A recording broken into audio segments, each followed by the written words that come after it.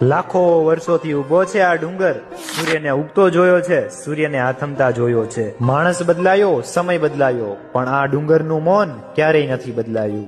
જગતના કોઈ પણ ખૂણે બેઠી હોય, ચામુંડા ક્યારેય છાની નો રહે. ઈ તો એના પરચા કહી દેતા હોય, એના લોકોના સુખના દિવસો કહી દેતા હોય, કે નક્કી એના પર માં ચામુંડાનો હાથ હોવો જોઈએ. આ માત્ર ડુંગર નથી, આ તો એ ધરતીનો સાક્ષી છે. જ્યારે અસત્યની ઉર્જા પરાકાષ્ઠાએ હતી, એ બે નામ ચંડ અને મુંડ, પૃથ્વી પરનો હાહાકાર અને દેવતાઓની છેલ્લી આશા. અને પછી માનું પ્રાગટ્ય થયું, ક્રોધનું એવું સ્વરૂપ કે આકાશ પણ કંપી ઉઠ્યું. ન કોઈ રક્ષા, ન કોઈ કરુણા, માત્ર વિનાશનું દેવી સત્ય. તલવારનો એક જ ઝાટકો, ચંડનું માથું ધડથી અલગ, મુંડનું માથું ધડથી અલગ. આમ ચંડ અને મુંડને મારીને ચામુંડા કહેવાયા. ત્યારે માતાએ સાબિત કરી દીધું, દુનિયામાં કોઈ પણ અંધકાર ક્યારેય ટકી શકતો નથી. જય ચામુંડમાં.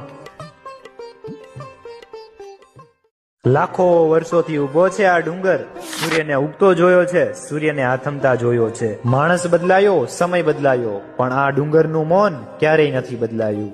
જગતના કોઈ પણ ખૂણે બેઠી હોય, ચામુંડા ક્યારેય છાની નો રહે. ઈ તો એના પરચા કહી દેતા હોય, એના લોકોના સુખના દિવસો કહી દેતા હોય, કે નક્કી એના પર માં ચામુંડાનો હાથ હોવો જોઈએ. આ માત્ર ડુંગર નથી, આ તો એ ધરતીનો સાક્ષી છે. જ્યારે અસત્યની ઉર્જા પરાકાષ્ઠાએ હતી, એ બે નામ ચંડ અને મુંડ, પૃથ્વી પરનો હાહાકાર અને દેવતાઓની છેલ્લી આશા. અને પછી માનું પ્રાગટ્ય થયું, ક્રોધનું એવું સ્વરૂપ કે આકાશ પણ કંપી ઉઠ્યું. ન કોઈ રક્ષા, ન કોઈ કરુણા, માત્ર વિનાશનું દેવી સત્ય. તલવારનો એક જ ઝાટકો, ચંડનું માથું ધડથી અલગ, મુંડનું માથું ધડથી અલગ. આમ ચંડ અને મુંડને